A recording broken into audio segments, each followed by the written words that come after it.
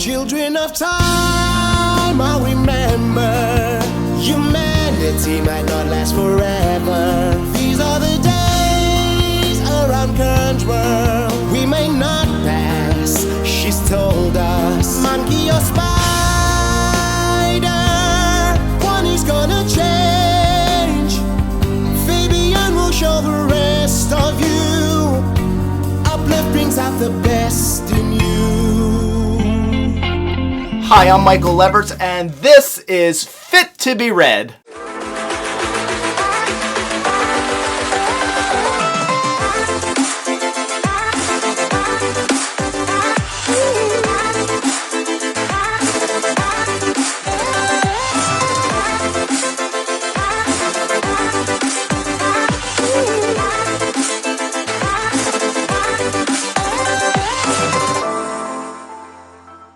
Children of Time by Adrian Tchaikovsky is a universe-sprawling, time-spanning science fiction epic. Published in 2015, Children of Time is a deserving Hugo Award-winning space opera and military science fiction modern classic. Children of Time is, of course, also featured on my top 150 science fiction reads list. If you haven't done so already, check out that video on my channel. I have linked it in the description. I would recommend this sci-fi novel for those who like First Contact, space opera with ongoing power struggles, space colonization, and high-stakes life or death action sequences. It's also a good pick if you like rogue AI themes. While on my top 150, I ranked Tchaikovsky's 2021 Shards of Earth slightly higher using enjoyment as a criteria. Children of Time, for me, is Tchaikovsky's greatest literary achievement, highly enjoyable, and absolutely fit to be read. As with each review on this channel, the episode will begin with a spoiler-free review, character analysis, and plot summary to introduce you to this novel. Following that summary, I'll announce a 5 likes and 5 dislikes segment that will include spoilers for those who've read the novel and can't get enough. To make sure that you don't miss future reviews, please click the subscribe button and the notification bell now before we begin.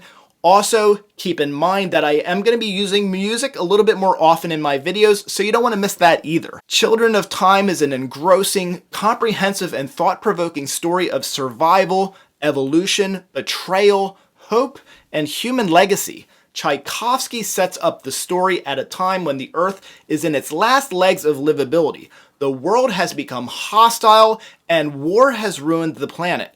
Humans have set off into the galaxy to terraform and colonize promising new worlds. Eventually, the Earth dies. She is abandoned as nuclear winter, and a toxic atmosphere renders the planet uninhabitable. In the story, the most notable from the old empire to leave the Earth is Dr. Avrana Kern. Kern is arrogant, likely narcissistic, and has one heck of a god complex.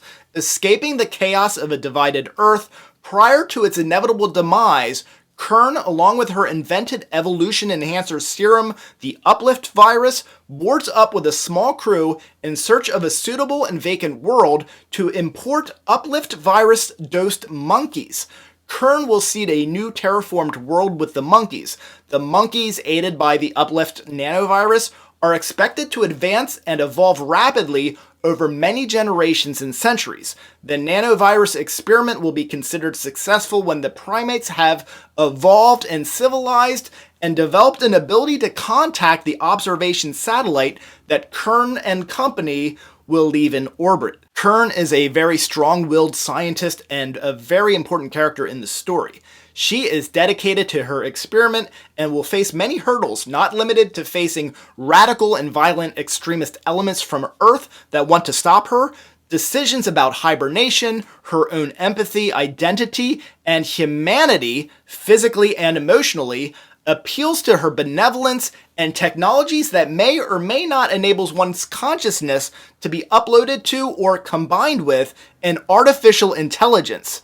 Wait until you meet Eliza. The scope of this story is enormous. Because of that, we see characters like Kern at various times over thousands of years. Also sleeping and waking, mostly sleeping for thousands of years, is a main character, Holston Mason, a classicist and part of what's known as the key crew of the Ark ship Gilgamesh. The Gilgamesh is one of the last ships to leave the dying Earth, long after the time of Avrana Kern and the Old Empire.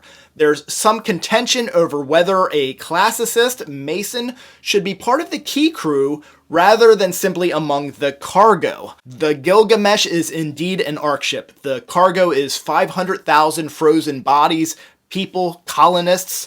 Among other things, a classicist appears to be one who studies elements of sociology, history, and linguistics. Mason's greatest classicist-specific value to key crew is his study of the Old Empire, the time from which Kern originated, and a workable knowledge of the Old Empire language, Imperial C.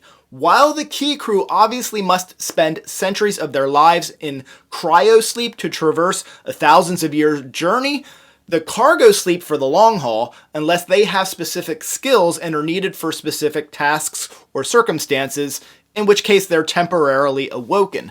Tchaikovsky does not shirk the responsibility of examining what toll hibernation and waking may take on the individual or the masses.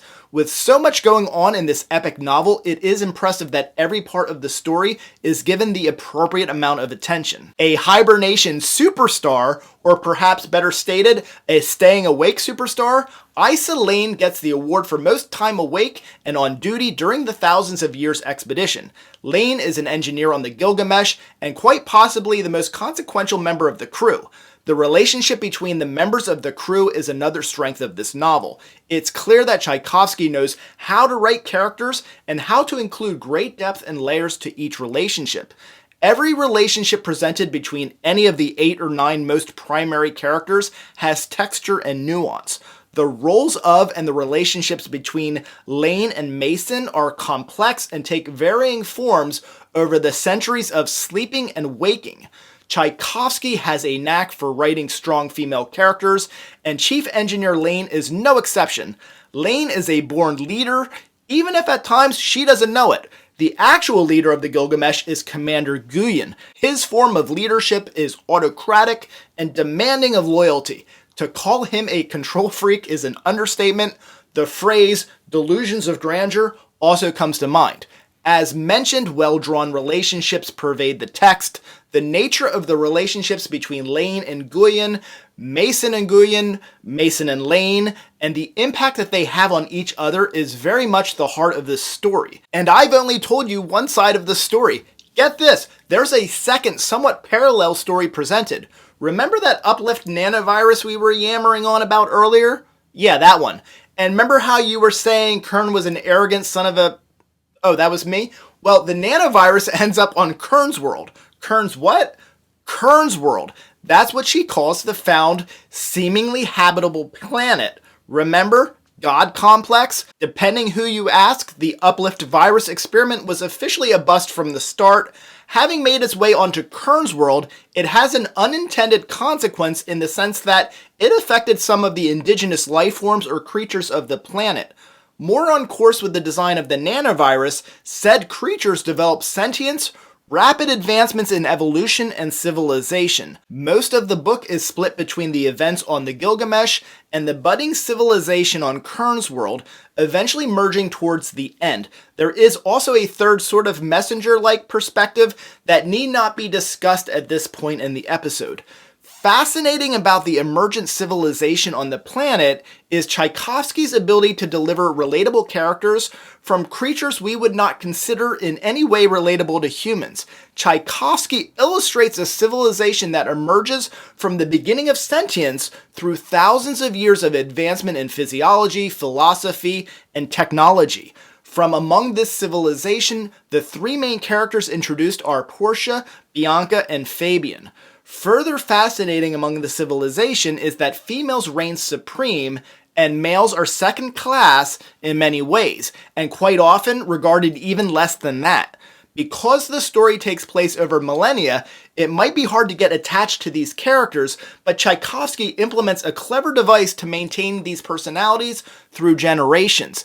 Each generation bears a new Portia, new Fabian, and new Bianca, etc. They each inherit the understanding and memories or knowledge of their ancestors passed down through the ages. Not only does this create continuity for the reader, it develops a dynamic persona for each character. While Portia maintains some consistent personality traits, her disposition evolves or changes as the civilization, challenges, and goals change over centuries. The same goes for Bianca, Fabian, and others. I have found Adrian Tchaikovsky to be an author who never leaves loose ends. It's difficult to finish a Tchaikovsky novel and find something that he's missed. He does present questions, but they are questions that don't require an answer, but instead inspire deep thought and consideration. Children of Time is an airtight, epic space opera. It is an achievement in world building, character development, and time binding. Children of Time is one of the most incredibly and close to perfectly written, fit-to-be-read science fiction novels written in the past 25 years. Because it is nearly impossible to go on without including spoilers, I'm calling it and heading into spoiler territory. Here are my 5 likes and 5 dislikes, spoilers abound, for Adrian Tchaikovsky's Children of Time. Like number 1, the immensity of the passage of time, feeling it in and out of pods. In a positive reading experience way, it's exhausting. This really evokes a connection as much as can be done with the characters on the Gilgamesh, the spiders on the planet, and even a Verona Kern. Dislike number 1, what if they're sentient? Is finally asked deep in the space war part of the story at the end of the novel. You have spiders threading webs to bring them over to the ship. This is out in outer space. And then they're using radio communications, and there's still an outstanding questions about whether or not they're sentient. I understand that they think that maybe they're a creation of Kern, but at the same time, they're also aware of the experiment with the apes, so it shouldn't be that much of a crazy question to wonder if they are sentient.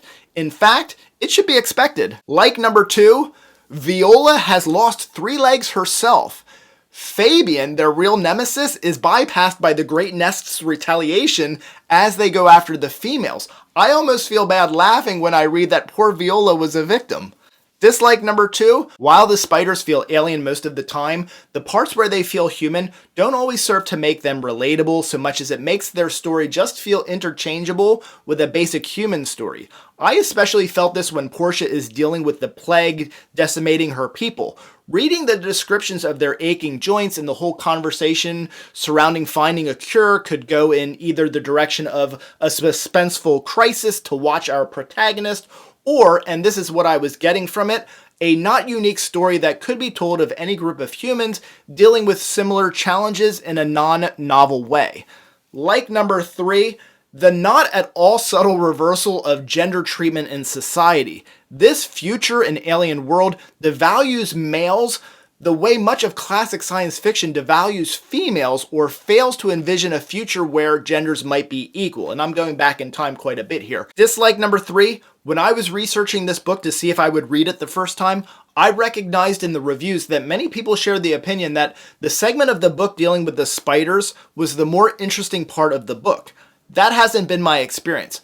I find that the spider part is interesting, but it reads almost as if I'm watching a Discovery Channel documentary, and then it's a little annoying because it's like an altered version of that, and it's really not that interesting relative to the Gilgamesh storyline. Also, because they are spiders in the early stages of their advanced evolution, I can't help calling to mind the old campy Attack of the Giant Spiders movies that I used to watch as a kid. The early civilization and creation of slingshots is sort of cool, but it really takes a good half of the book to get me to care much about their story. The greatest leap was buying into the spiders overcoming physiological limitations and developing the dexterity to perform such tasks as working in scientific labs or mining gold. Dislike number 4, it was difficult for me to care for deeply or invest in any of the spider characters because of how they are presented. If Portia or Bianca die, then we just pick up with the next Portia or Bianca.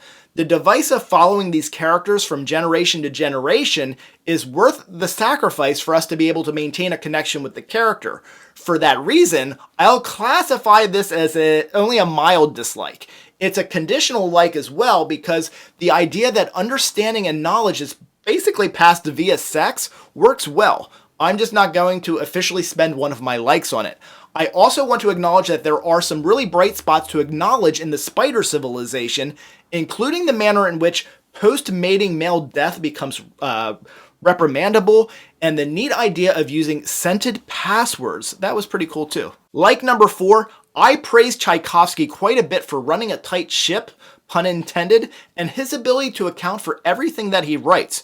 Another area where this is very clear is the toll of the millennia-long journey, sleeping and waking from the pods, etc. Tchaikovsky has really cultivated and nailed the sense of urgency for them to end the trip, the journey, and get off the ship. It's especially poignant from Guyon's perspective. Another less significant example is when the spiders are attempting to breach the Gilgamesh, Portia instructs the spiders to disable sensors as they go. I'm thinking at first that this is a leap, the idea that we should just accept that these spiders, even with the intel from Kern, will be able to identify the ship's sensors as easily as Portia's comments and tones suggest.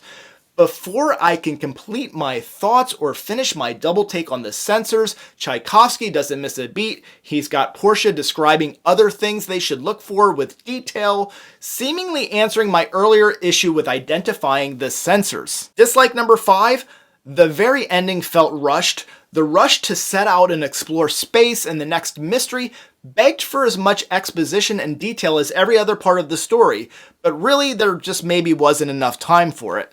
Like number 5, with so much story, characters, and ideas, the characters could easily lack depth. That does not occur. There are at least 8 characters all brought to life, all with nuance. There's even the subtle romance with Holston and Lane that does have believability and magnitudes of levels and read between the lines depth. Children of Time is a story that can be blurbed as simply as this. 2 storylines. One is humans leaving a dying Earth to colonize another world, and a world full of spiders who are enhanced by a nanovirus that speeds their evolution and civilization. Layered on top of that foundation is an epic, a space opera that features great mutiny, standoffs, conflicts, an uploaded mind being overwhelmed by a powerful AI, unflappable egos, rebel leaders, cult leaders, high priestesses, scientists, warriors, and spiders. Thank you for watching. I'm Michael Levers. This is Fit to be Read. Please like, please subscribe, please click the notification bell, and YouTube will let you know every Thursday at 1 o'clock when I release new videos. Thank you. Children of time, I remember humanity might not last forever. These are the days around Kern's world. We may not pass, she's told us. Monkey or spider, one is gonna change. Fabian will show the rest of you. Uplift brings out the best in you.